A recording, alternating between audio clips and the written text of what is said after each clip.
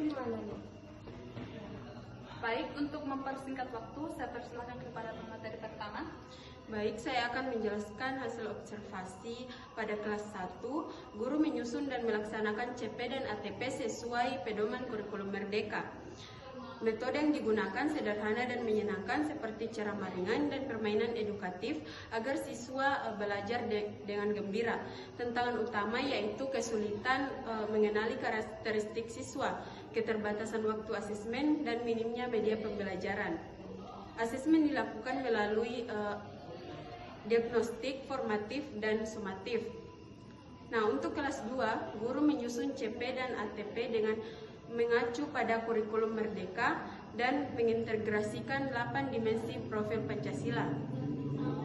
Implementasi dilakukan dengan mengaitkan kegiatan belajar dengan 7 kebiasaan anak Indonesia hebat. Tantangan yang muncul adalah perbedaan kemampuan literasi. Nah, banyak anak-anak yang belum bisa membaca. Gurunya memberi solusinya, guru memberi bimbingan individual. Jadi guru membimbing anak-anak serta memberi remedial dan metode interaktif. Dan untuk di kelas 3, proses penyusunan CP dan ATP dilakukan secara kolaboratif antar guru. Pelaksanaan difokuskan pada kemampuan dasar seperti membaca, menulis, berhitung. Metode yang digunakan ceramah, tanya jawab, refleksi, evaluasi, dan ice breaking. Tantangannya yaitu perbedaan kemampuan dan latar belakang siswa. Adapun solusinya, diskusi rutin antar guru dan strategi fleksibel. Untuk di kelas 4, guru menyusun CP dan ATP berdasarkan paduan Kemendikbud dengan mengaitkannya ke 8 dimensi lulusan dan minat siswa. Sudah mulai menerapkan pembelajaran mendalam atau deep learning, dan asesmen yang digunakan disesuaikan dengan tujuan pembelajaran. Namun guru menyampaikan bahwa pelaksanaan CP dan ATP belum 100% efektif. Kemudian di sini saya akan menjelaskan tentang hasil wawancara saya terhadap guru kelas 5 dan guru kelas 6. Untuk guru kelas 5, yang pertama yaitu tentang CP. Beliau mengatakan bahwa CP ini terdiri atas 3 fase, yaitu fase A untuk kelas 1-2, fase B 3-4, dan fase C 5-6. Kemudian dalam penyusunan ATP ini dilakukan secara kolaboratif dan menyesuaikan dengan kebutuhan peserta didik. Kemudian keterkaitan CP dan ATP diperluas dengan 8 dimensi profil lulusan dan 7 kebiasaan anak Indonesia hebat. Kemudian tantangan dan manfaat.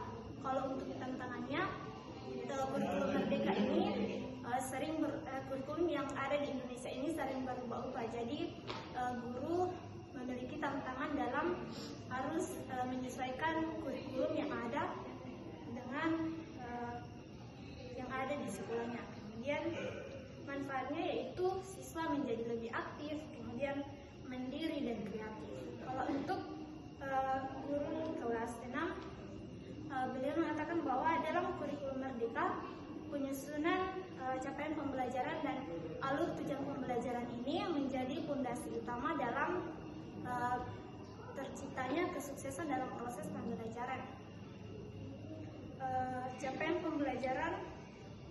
Untuk capaian pembelajaran disusun berdasarkan pedoman kurikulum yang menjadi target dalam proses pembelajaran yang ingin dicapai.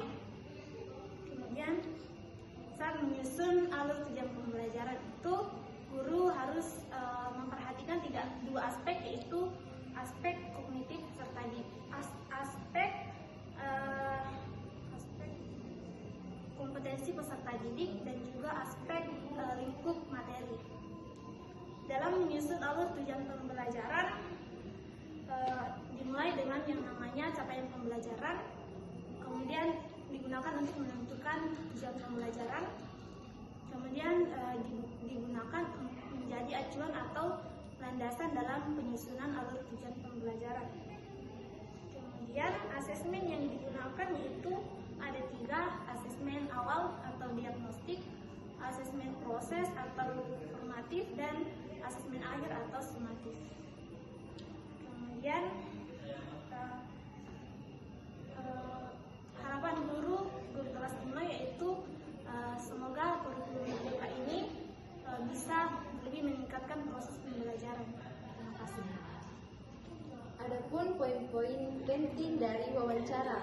Pertama, semua guru memahami bahwa CP ATP menjadi pedoman utama pembelajaran. Kedua, semua kelas mengaitkan CP ATP dengan profil pelajar Pancasila. Ketiga, tantangan umumnya, perbedaan karakteristik siswa dan keterbatasan media. Keempat, solusi, pembelajaran berdiferensiasi, kolaborasi guru, dan inovasi metode. Dan asesmen yang dilakukan berjenjang, ada diagnostik, formatif, dan sumatif di seluruh kelas.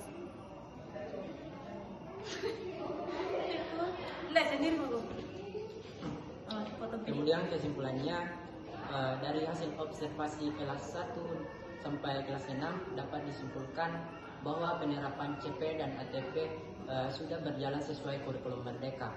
Meskipun belum sepenuhnya sempurna, guru sudah beradaptasi dengan prinsip pembelajaran berdiferensiasi, berpusat pada siswa, dan fleksibel. Tantangan seperti keterbatasan sarana dan adaptasi guru masih perlu pendampingan. Namun semangat guru untuk belajar dan berinovasi menjadi praktik baik penerapan kurikulum merdeka. Sekian, saya kembalikan kepada moderator. Baik, mengucapkan terima kasih kepada teman-teman pemateri. Demikian hasil presentasi kami tentang analisis capaian pembelajaran dan alur tujuan pembelajaran dari kelas 1 sampai 6. Semoga hasil ini memberikan gambaran nyata tentang bagaimana kurikulum merdeka diterapkan di sekolah dasar. Terima kasih. Wassalamualaikum warahmatullahi wabarakatuh.